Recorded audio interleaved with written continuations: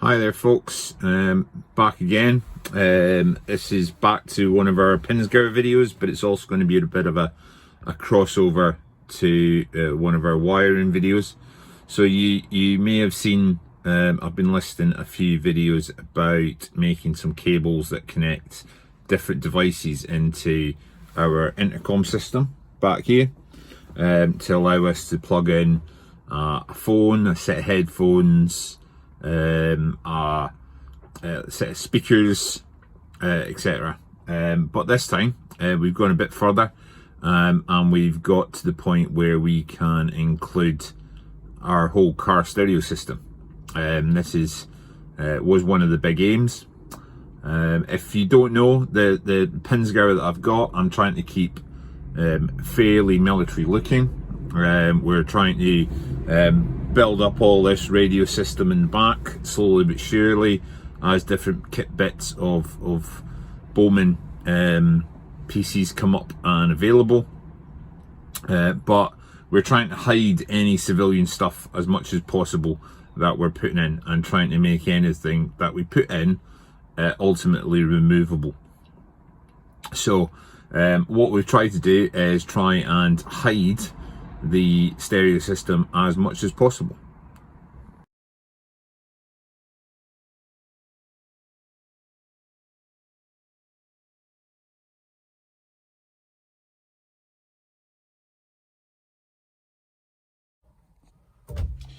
So I'm just going to turn on the ignition here. All our lights are on, and if we look over here, our stereo system is coming up to speed. The stereo system obviously works 12 volt, and as the vehicle is 24 volt, then we've got to have some relays and things working on the ignition switches.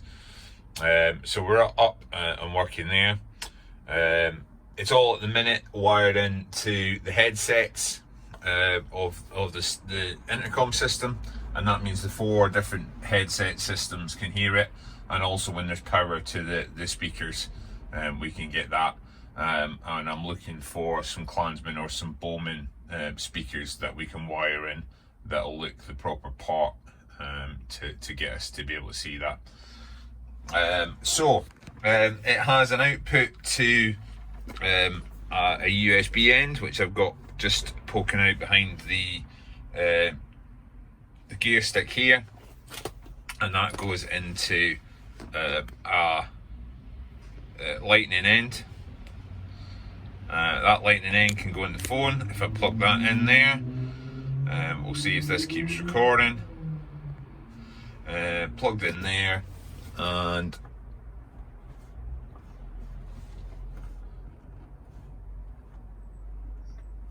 oh, there we go. There's the CarPlay system up and running there. So that'll let us music, and it'll let us navigate, and it'll let us have a good old selection of things. If we have that unplugged, then we have access to radio. Okay, so I've got all the standard radio stations wired in there. That should be radio 2, for instance. I got a really nice subtle FM antenna. That one you can see there, just stuck to the side of the windscreen. That's given a really good reception, and letting us get all our radio stations tuned in.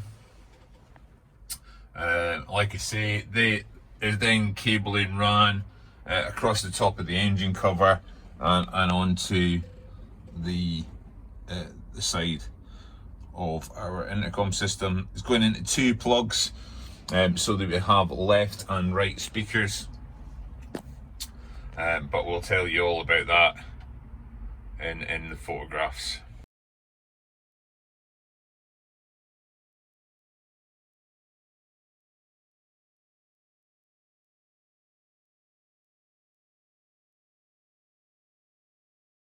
So we split the wires into a group of 4 and a group of 2. The blue and black wires are for one of the headphones and then the other four wires are for one of the headphones and the microphone setup.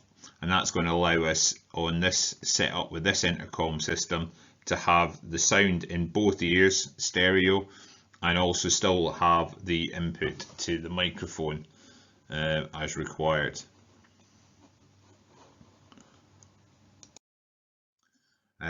We sorted out all of our shrink wrap in advance so that it's going to be nice and neat. And then we looked at how to get the wire through the female 7-pin connectors. The wire originally used it was far too thick, so I had to go to a standard offcut from one of the sets of redundant headsets that I have, and use the thinner cable then. Which we can see here. It's still split into our 2 pairs for one plug and 1 pair into the other.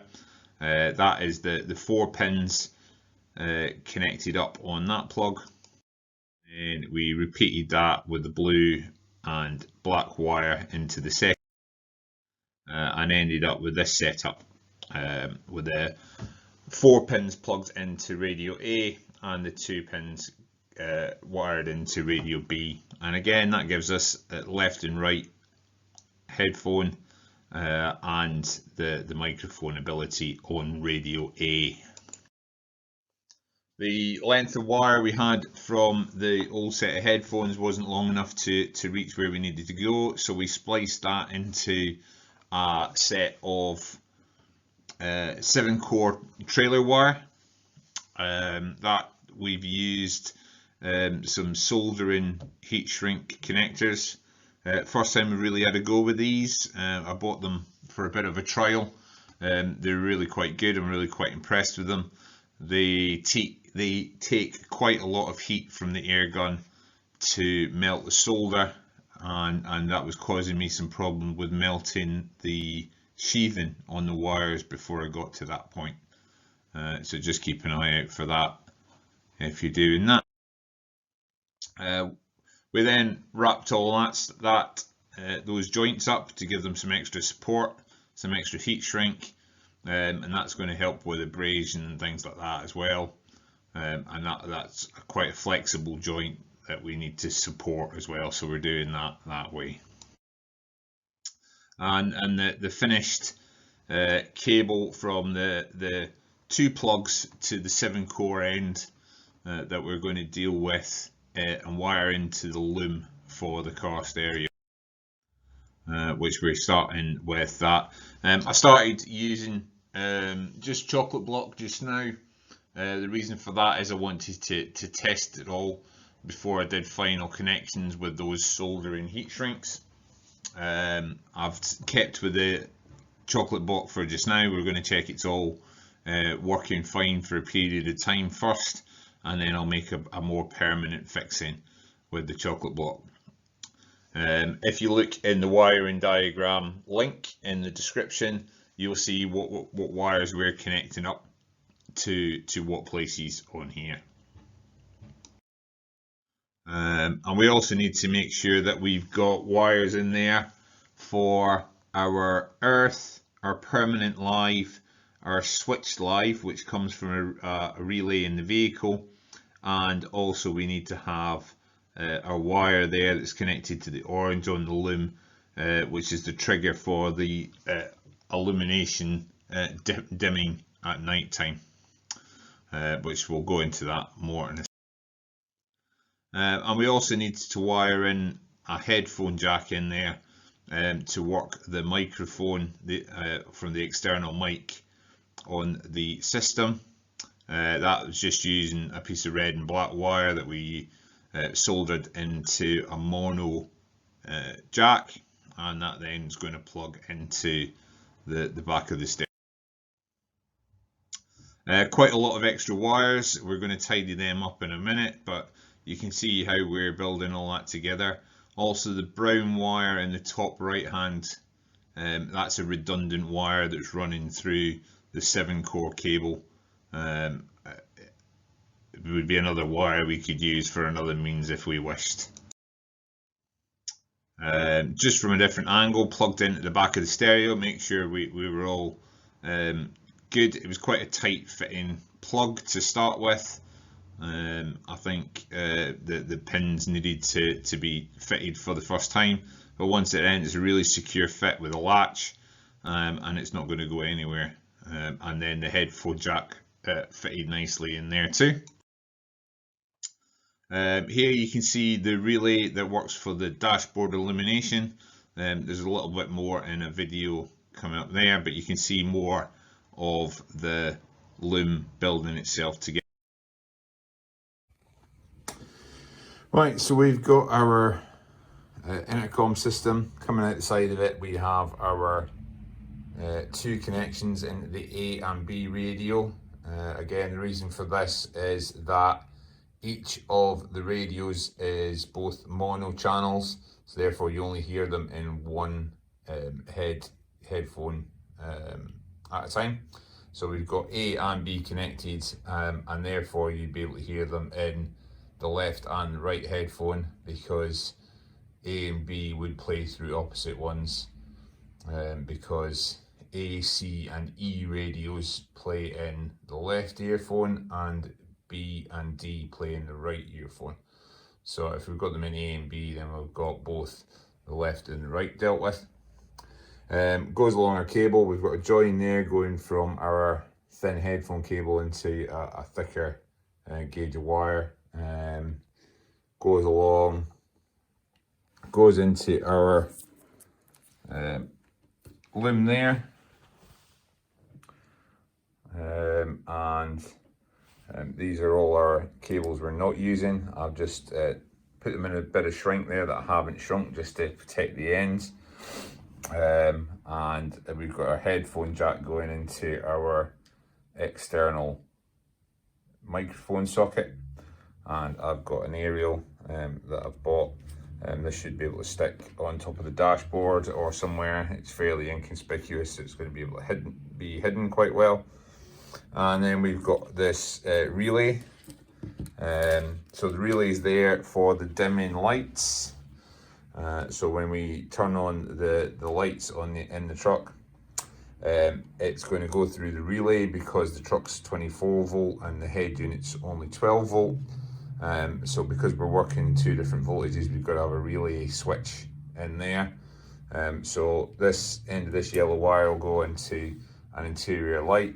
That'll trigger then the relay, and it'll switch on a live feed to the trigger for the auto dimming, and that will then give us the slightly reduced brightness. And then the other cable we've got to deal with as well is we've got to find a place for our USB connector, and that's for the Apple CarPlay and everything to work.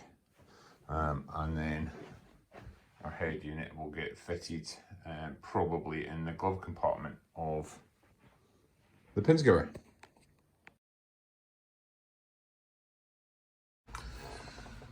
So in the spirit of trying to hide the stereo system, I decided that the best thing to do with it was to fit it inside the glove compartment, and that's going to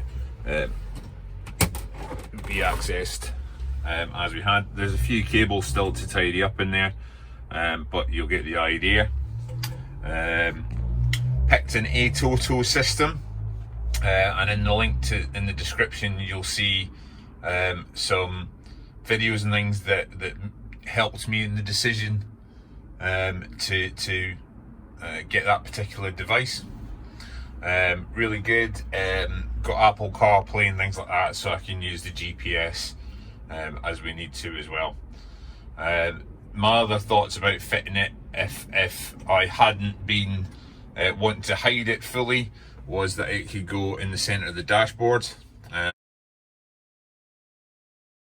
And I've included a photograph to show you what it would look like sat there.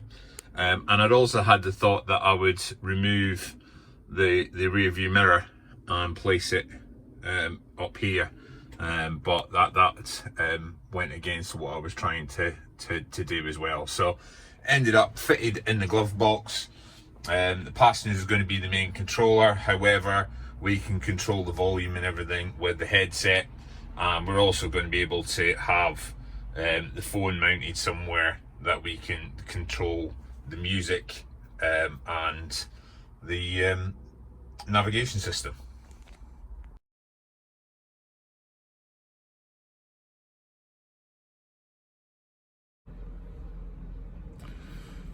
Right, so with the headset on, I can hear the radio station that's playing. It also gives me the opportunity with the Presso switch to adjust my own volume. So that means my wife, who likes to have the radio a bit quieter than I do, can turn it down to her own taste, and I can turn it up a bit higher and have that to myself.